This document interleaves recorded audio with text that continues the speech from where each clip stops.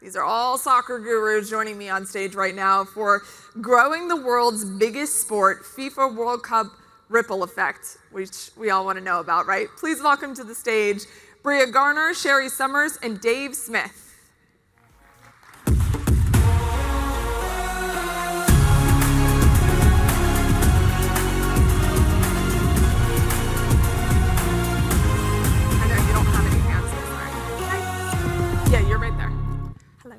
Hi, Bria.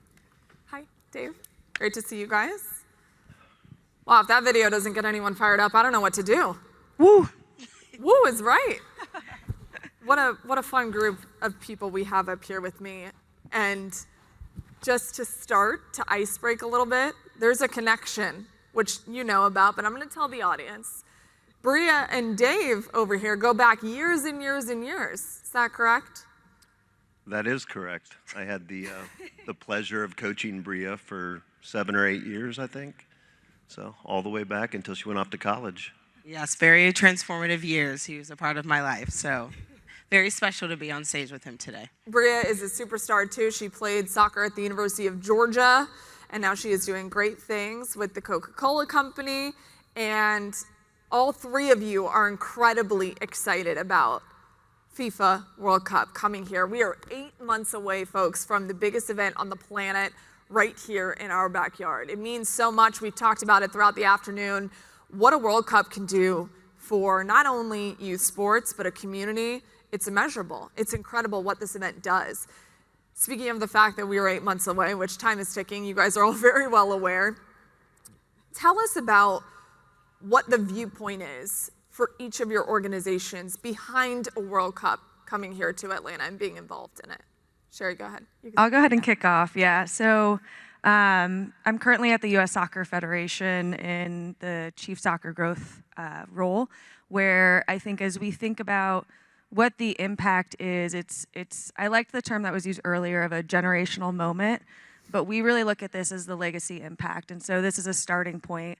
But really, we hope this continues to build and has momentum as we think about 26, as we think about LA 28, as we think about 2031 for the Women's World Cup, which we are the sole bidder of, and beyond. And so a lot of the work and the perspective that we have taken to date is what is that legacy and how it's not just about U.S. soccer, but it's working with FIFA, our pro leagues, the Mexican and the Canadian Football Federation on some of the legacy goals around access, around safe places to play.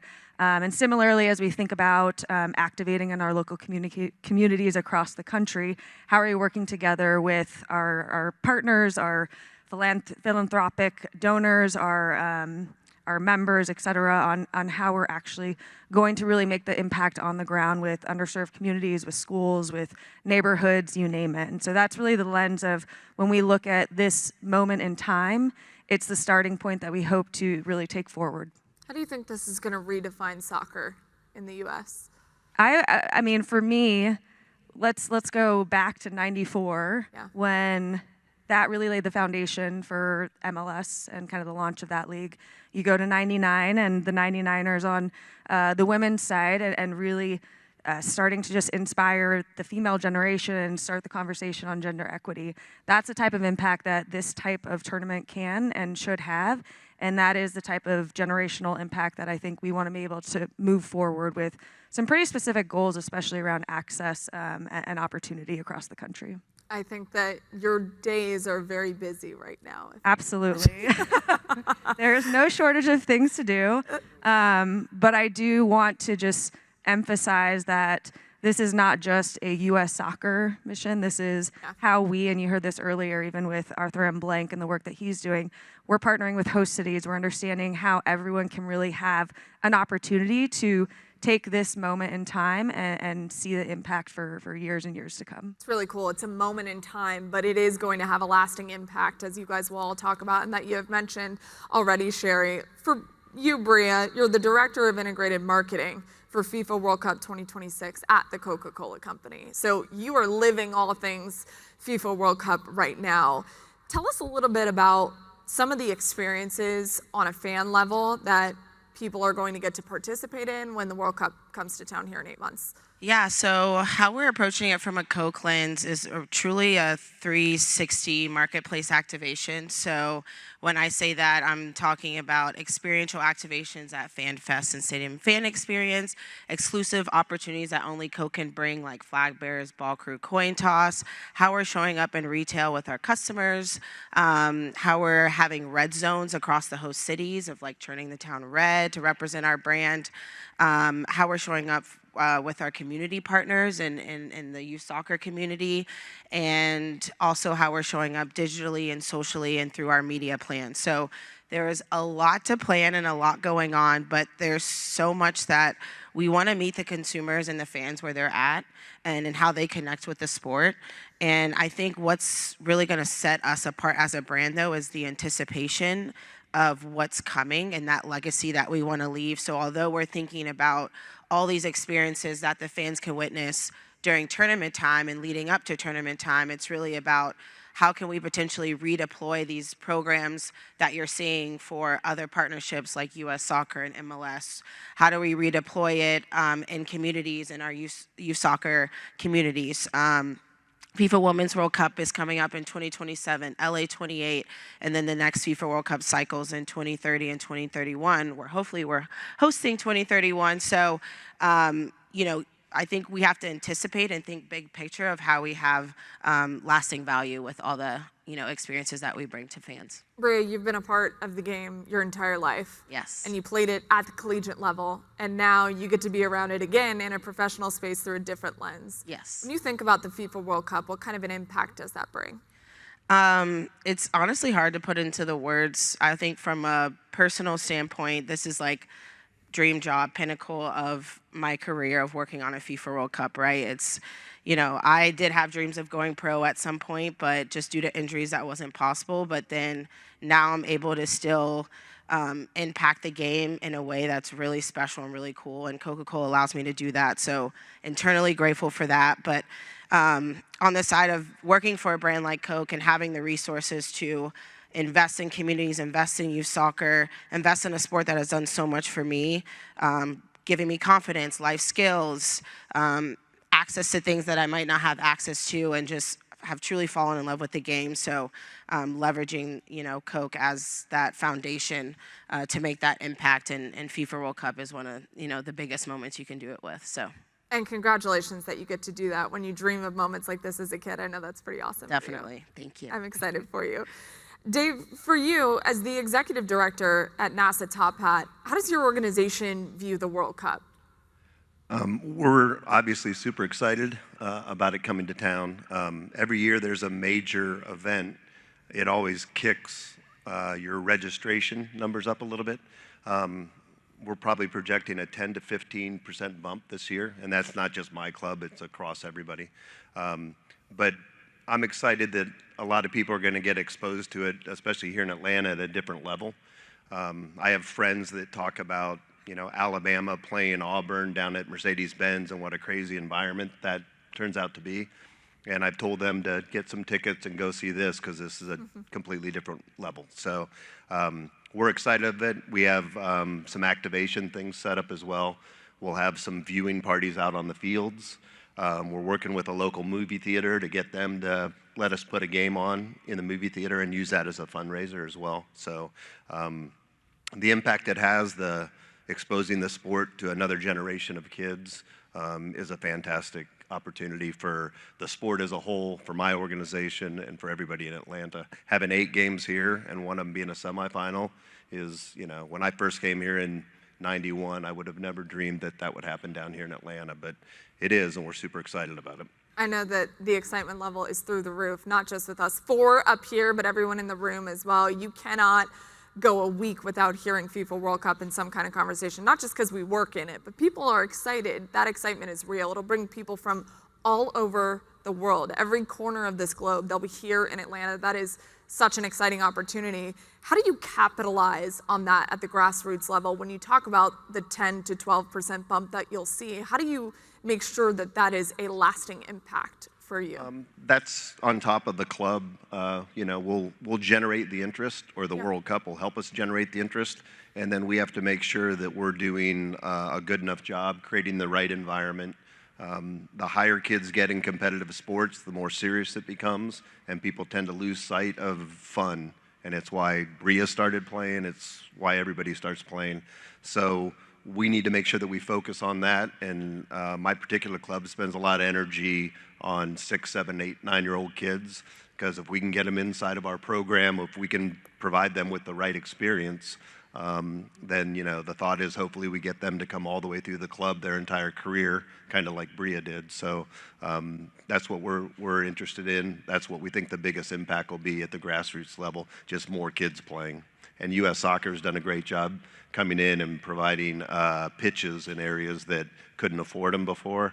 And I think that's going to help just the whole picture is going to get bigger here in Atlanta. And the stuff that Arthur Blank's done since he landed that helicopter on top of that building in 2016 or whenever it was, his impact on the sport. Everyone knows him from Home Depot and the Falcons, but Atlanta United had that great run. His impact on the sport here and across the country, even worldwide now with his commitment to U.S. Soccer.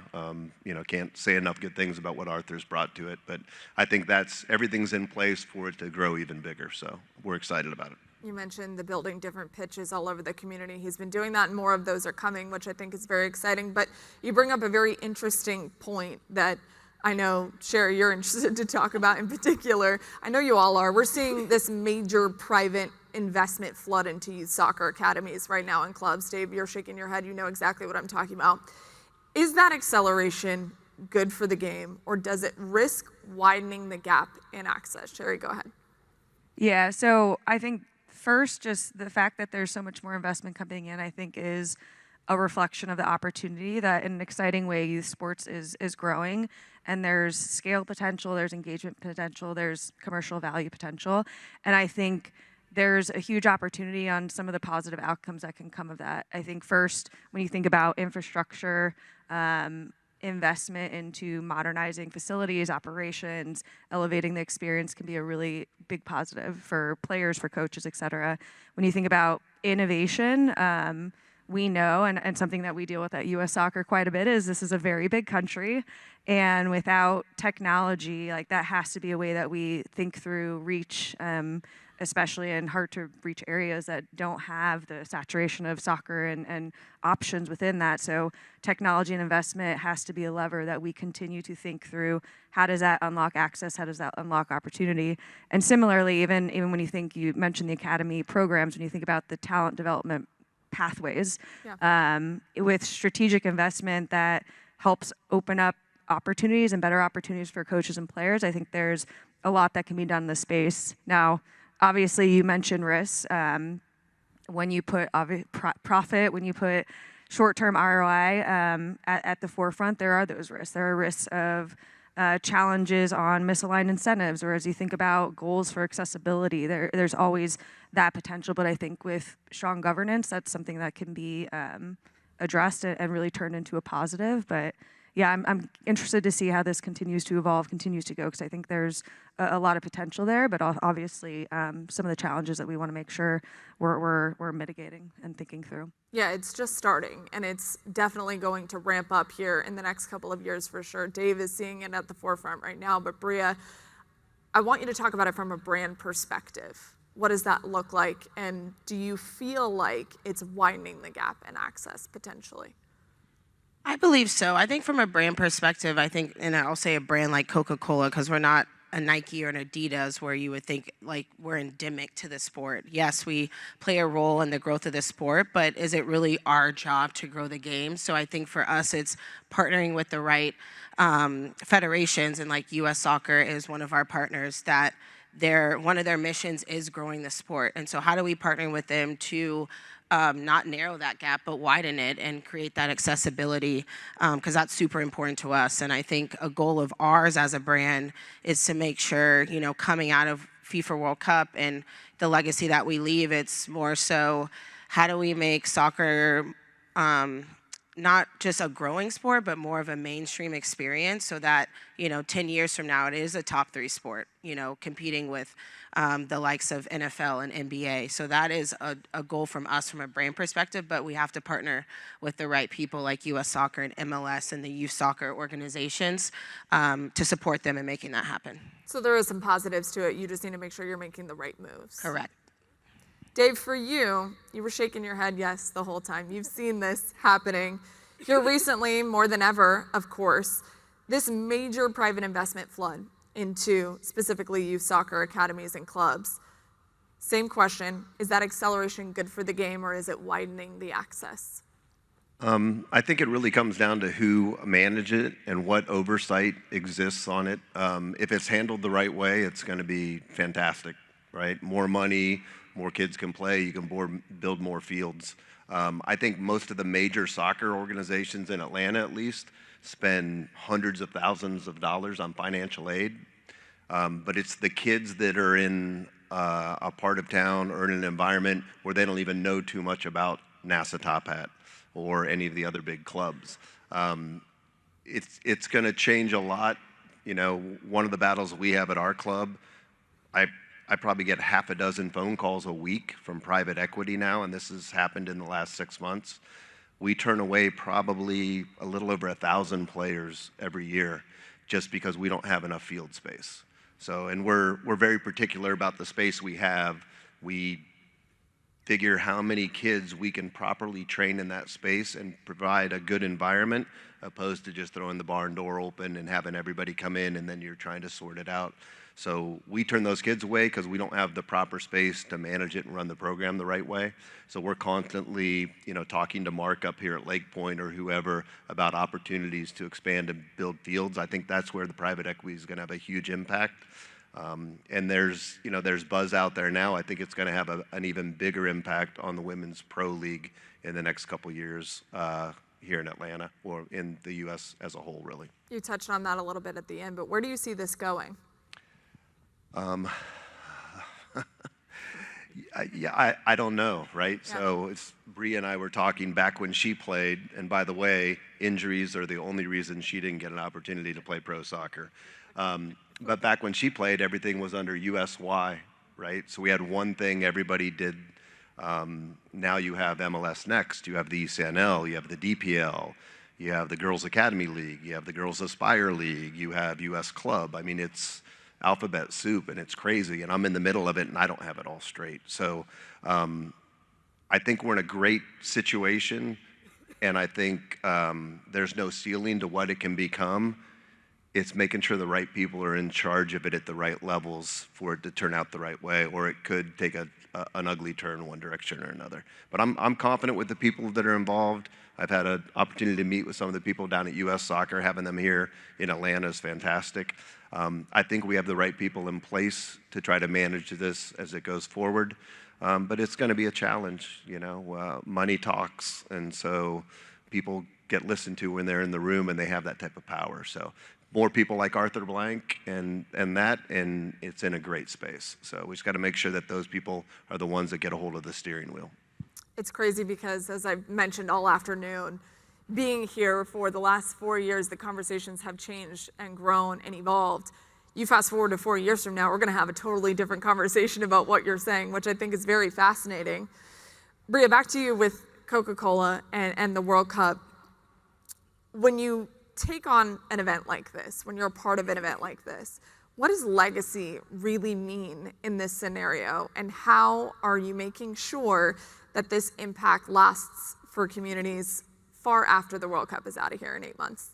Definitely. So Coke has been a long-standing partner of FIFA, almost like 50 years, I want to say. And so from a global perspective, we know that this is a tournament and a cultural moment, really, that billions unite just to enjoy, and that shared passion, that joy, and that excitement around this tournament. But I think what we're focusing on, us being a host country for this, and kind of what I mentioned previously, is how are we creating experiences and making soccer in North America a mainstream sport. And so that is really our goal with this and the legacy that we want to leave. I think, you say legacy, and that is something that we start our meetings with, I want to say, like every week, because I think how do we shape our programs? How do we create sustaining initiatives that'll last long after the final whistle? So that's really important to us. And I think an example of that is, a few of our exclusive assets that we have, coin toss, flag bearers, ball crew, like I mentioned,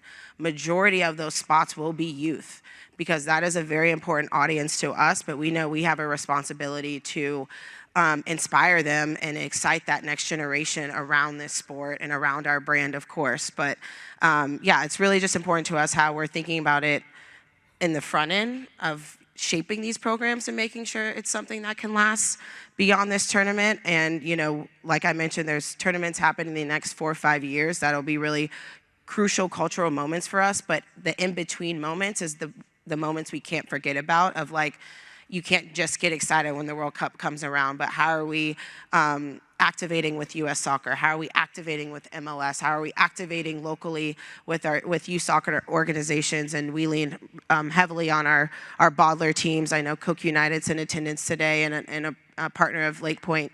How do we lean on them to make that impact locally? So we're kind of hitting it from a local lens, a national lens, and a global lens of leaving that legacy for sure. When you think of legacy, obviously it is something that lasts over a very long period of time, which is the goal for all three of you. After the World Cup leaves, you want something to remain that was very positive that came out of the World Cup. You see the bump in numbers, you see the impact that it has on youth sports, but how does it stay around is the biggest question. Shari, for you, World Cup being the moment, it is the moment, 8 months from now, how does it become the legacy? Yeah, I think there's quite a few things that we're focused on, but one in particular with the launch of our Soccer Forward Foundation, this is really around accessibility, it's around social impact. And so we've actually set out, I'll talk about 2 of our goals, one of which is, can we be the most accessible sport in the United States? And so by 2026 and beyond, we would love for everyone to have an opportunity within 15 minutes to be able to participate in a safe place to play soccer. And I think the second major initiative that we're really pushing forward is soccer in schools. So we would love by 2030, one of our targets is to have soccer available in every school around the country. And really that's about, when you think about how do you unlock access to the game, a lot of it is bringing soccer to where people are, and we think that's going to have a really positive game-changing moment if we can accomplish those 2 things. Dave, I'll let you wrap us up with how this can become something that is sustainable after the World Cup leaves. Well, it's the World Cup and the exposure is going to open the door, and kids are going to come. We know that.